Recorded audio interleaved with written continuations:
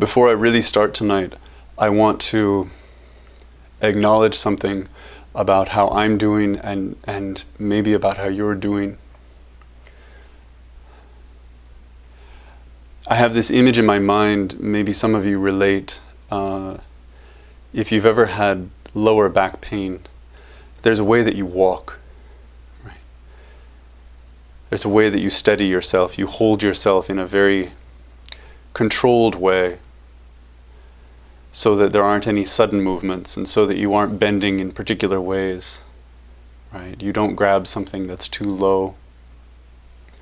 And if the situation is bad enough, if you need to long enough, then over time, over the course of days or weeks, you start to normalize this way of walking, this way of holding yourself.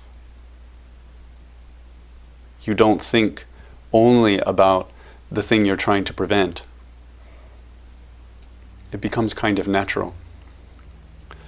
And then there's a sharp sound and you turn around quickly, or you drop something, whatever it is, and it all just unravels.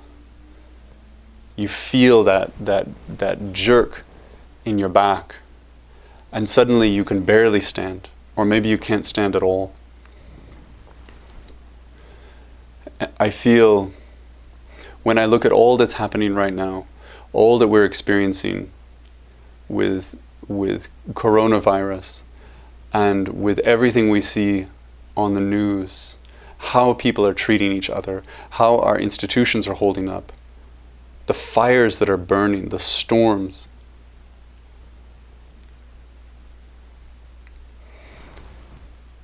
I think we're all engaged in this constant act of trying to kind of hold it together, to act normal to the extent that we can, which is a natural reaction.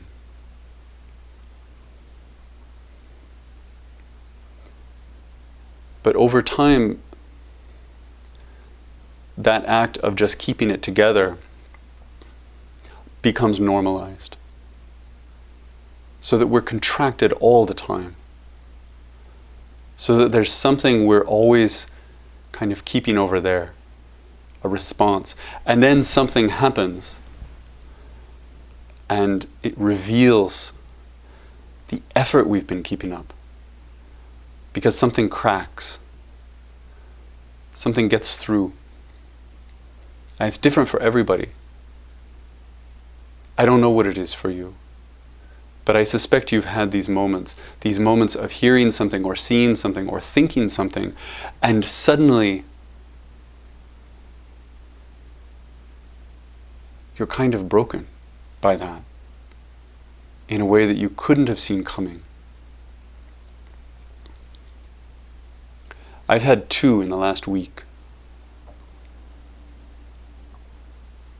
neither of which I would have predicted.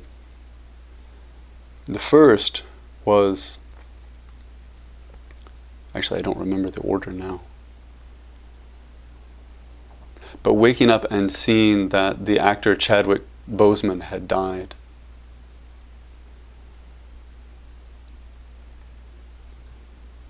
I haven't seen most of his movies, but I understand that his work was in bringing symbols to life. And I had seen some of that, and I had felt some of that. And when I saw that he was gone, it felt like too much, even though I actually knew nothing about him until that day. I started reading and hearing this outpouring of love and this outpouring of grief, and connecting with it in some ways, and in other ways feeling apart from it. Because he mattered.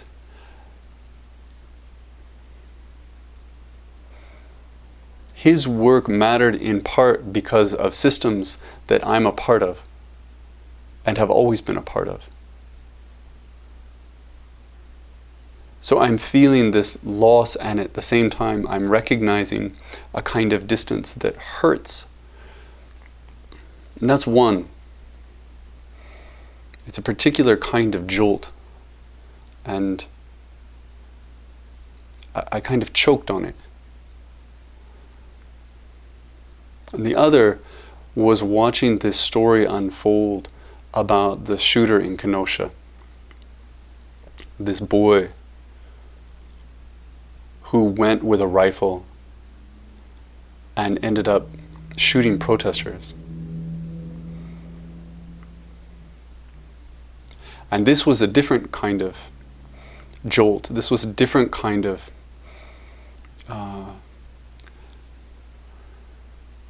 feeling of something landing in my guts. Because this is something I do understand.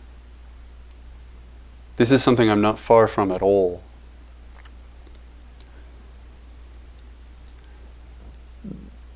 I wrote something about this on Facebook today. I grew up in a town in Montana where vigilantes were celebrated.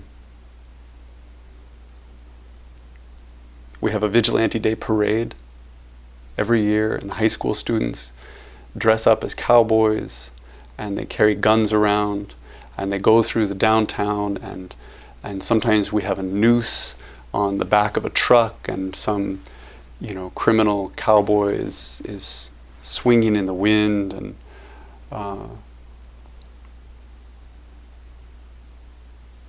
that was just part of growing up. It was fun.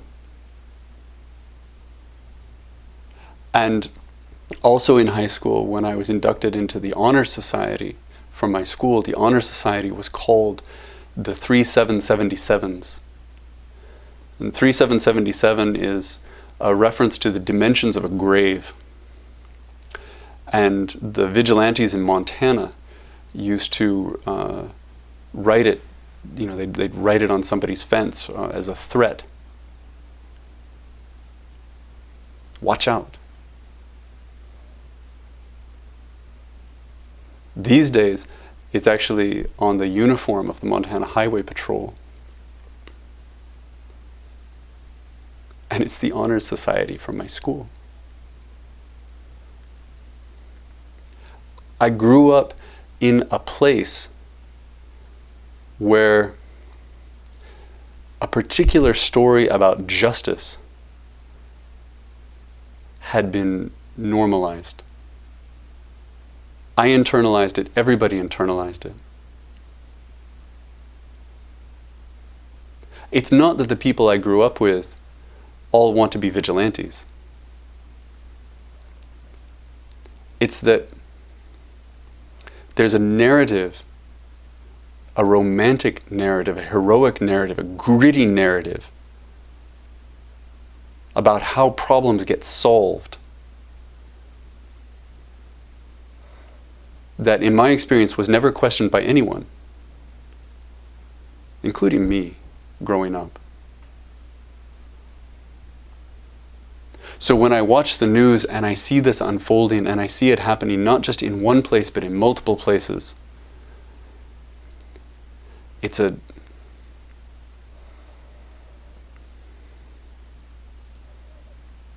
remembering something that I had forgotten. It's seeing clearly, maybe for the first time,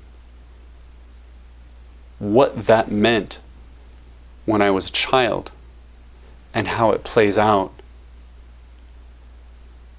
when things get a little out of control. And again, I had this feeling of being broken open.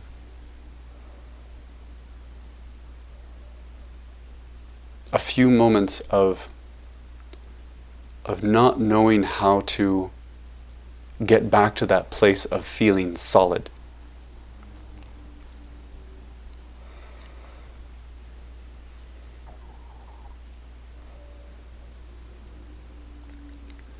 What I actually plan to talk about tonight is kind of about that second story, not about the being broken open exactly, though that's where I'm coming from. But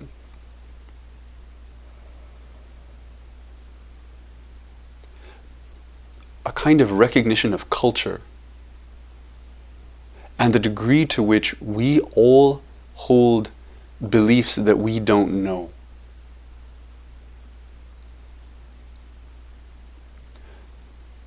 I hear this phrase sometimes, people talk about our most cherished beliefs. That something attacks our most cherished beliefs, it undermines our most cherished beliefs. Any belief can be dangerous. Your most cherished belief can be very dangerous. But your most cherished belief is nowhere near as heavy as the belief you don't know you have. The thing that you believe so strongly that you can't even begin to question it because it's never occurred to you.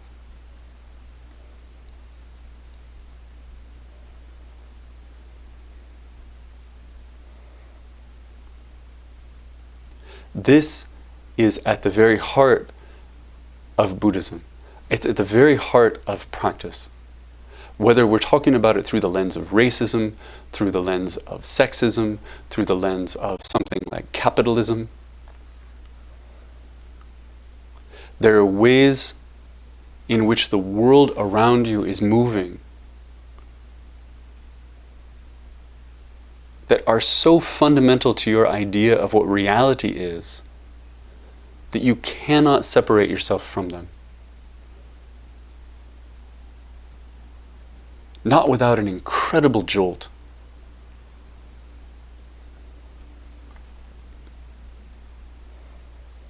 There are lots of stories we can tell about why we practice, or what this practice offers. But similar to what we were talking about last week, and recognizing preferences, recognizing our relationship to preferences, is the question of unconscious bias, unconscious belief.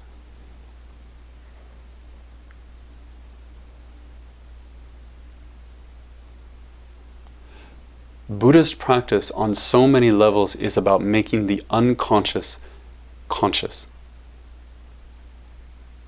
Not necessarily so that we can transform it, not because seeing something makes it go away, but because there's nothing we can do until we notice. Sometimes we have the privilege of that jolt. And it allows us to recognize that there's something we weren't seeing about ourselves. That there's something we've swallowed and metabolized, and it's become us. Sometimes we don't have that privilege, and so we come back again and again and again to this idea of not knowing. Not as some exalted spiritual state, not as some exercise, but as a fact, as a recognition that even if there are things we can't know, we can work from the understanding that there is so much that we don't know.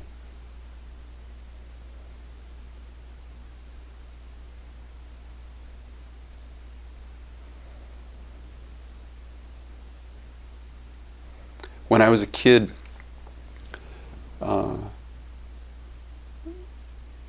there were so many things. There were magazines, there were Guns and Ammo magazine. Right? It was always just around. Not just in my house, but anybody's house. You'd sit around, you flip through it. You'd look at all the cool stuff that you wanted, the cool knives, right? And I see now Facebook always wants to sell me clothes, and for whatever reason, Facebook understands, maybe because I'm not the only one, that when it tries to sell me anything with the word tactical in front of it, it tries to sell me tactical pants and tactical jackets and tactical vests, and they all look vaguely military or vaguely like a superhero on a casual day kind of outfits. They have this, there's such a simple idea about masculinity and about being action ready. But the boy in me who looked through those magazines sees those ads, and my first thought is, oh wow, that's really nice. I like that.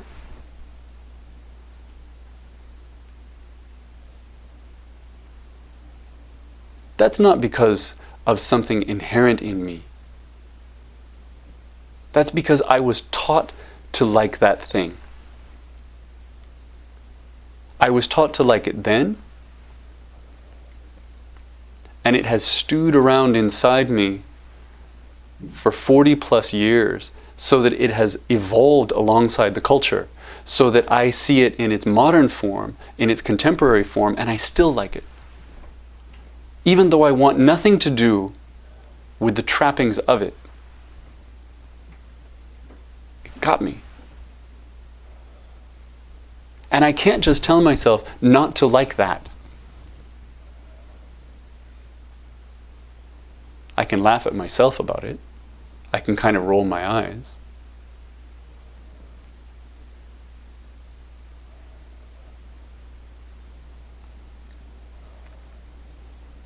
What I can do is I can notice that preference.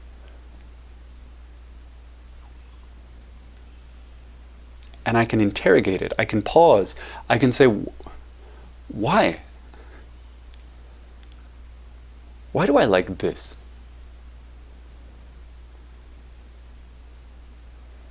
When I think something is unfair, when I've done something and then I don't feel I was paid enough,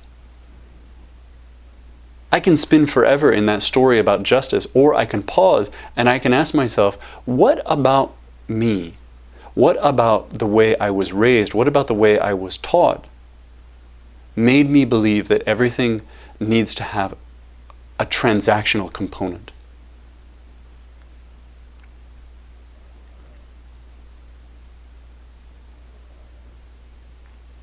And the answer is everything.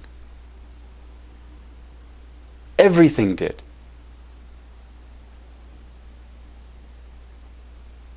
So if I want to respond to that instinct in myself, to want, not just to want, but to want a square deal, I need to stop and ask myself how I arrived here.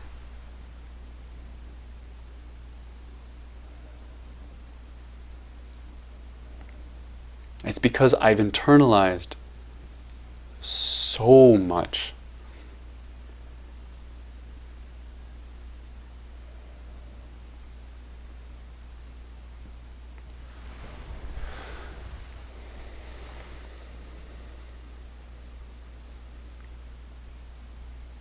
Like I said last week, I don't think there's any magic to this practice that just lets us out of it. There's also no version of you that isn't culturally influenced. There's no version of you that somehow drops everything you learned as a child. How could you? Who would you be?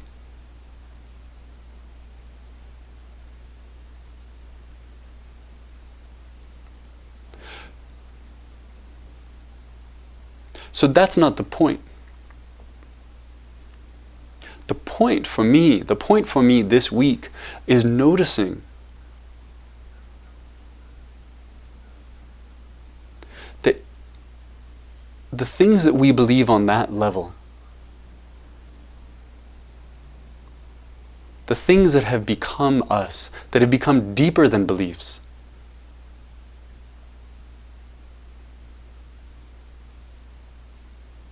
they survive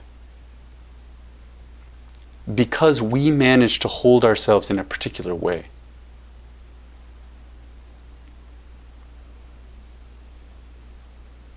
The reality of this moment is not supporting your narrative. The reality of this moment is not supporting your idea about who you are. It's not all perfectly aligned.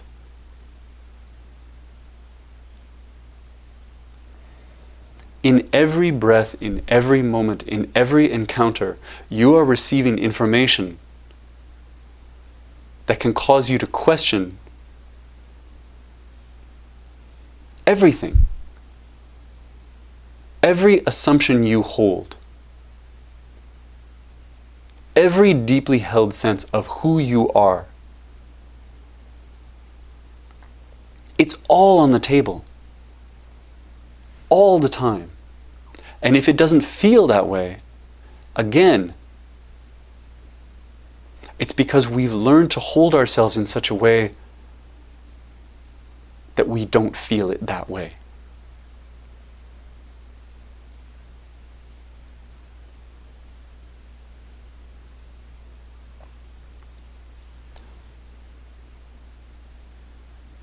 Why do I say all this? I say all this because whether it happened this week or it's going to happen next week, you're going to be broken open. Something is going to come at you from an angle you did not see. Something is going to be one thing too many. And for a second, or an hour, or a day, or a month, you're going to feel cracked open. And you're going to have to pull yourself back together.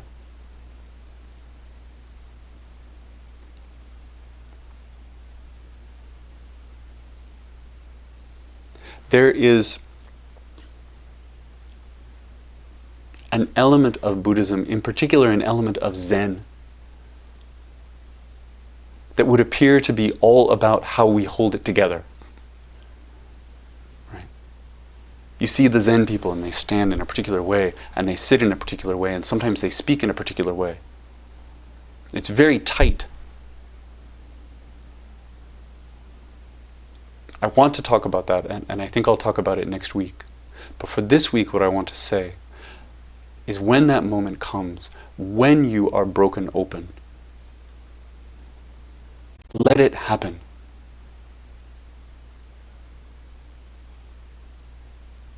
That is the only chance of seeing through some of this.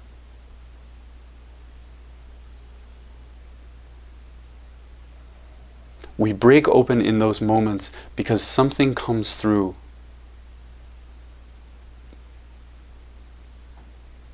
that's too much for our narrative to withstand. Maybe even just for a second. That's a gift.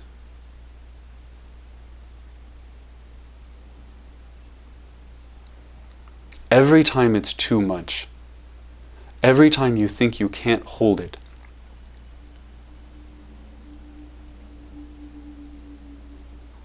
something is being revealed to you about what you've been holding at bay,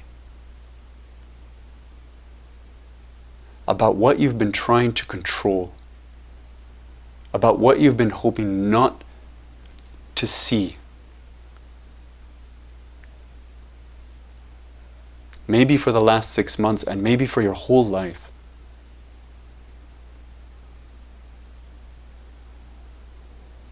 Let those moments come. Let it hurt a little bit.